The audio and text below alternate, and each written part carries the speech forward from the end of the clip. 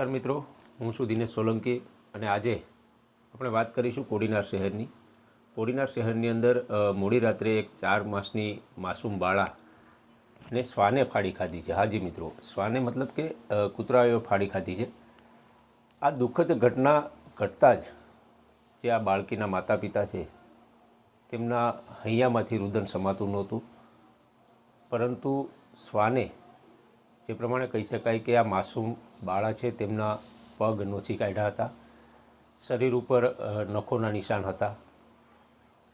જોકે આ સમગ્ર ઘટના ઉપર ધ્યાન દોરીએ મિત્રો તો આ જે ઘટના ઘટી છે એમાં મોડી રાત્રે કોડીનાર શહેરની અંદર આ બાળકી છે તે સૂતી હતી અને અચાનક તેમના માતા પિતાની નજર ચૂકવી અને શ્વાન છે તે આ 4 માસની બાળકીને ત્યાંથી ઢસડી અને 50 મીટર દૂર સુધી લઈ ગયો.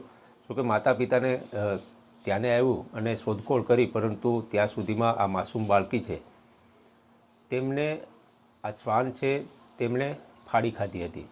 એટલે કહેવાનો મતલબ મિત્રો એ છે કે અત્યાર સુધી સમગ્ર ગીર સોમનાથ જિલ્લો હોય કે ગીર બોર્ડરની આસપાસને અડીને આવેલો વિસ્તાર હોય ત્યાં આગળ દીપડાઓના હિંસક હુમલાઓ થતા હતા. દીપડાઓ માનવભક્ષી હતા અને દીપડાઓના કારણે અનેક લોકોએ પોતાનો જીવ પણ ગુમાવ્યો છે, નાના બાળકો હોય કે વૃદ્ધો હોય.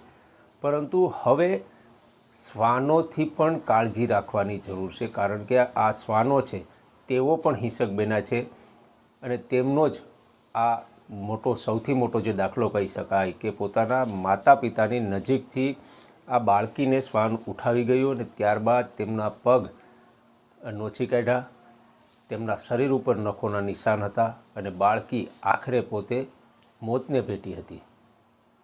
આવા જ અવનવા વિડીયો જોવા માટે મિત્રો અમારી આ જે ચેનલ છે યુટ્યુબ ચેનલ સીધા સમાચાર તેમને સબસ્ક્રાઈબ કરો અને આ વિડીયો આપને પસંદ આવ્યો હોય તો લાઈક અને શેર કરજો. નમસ્કાર.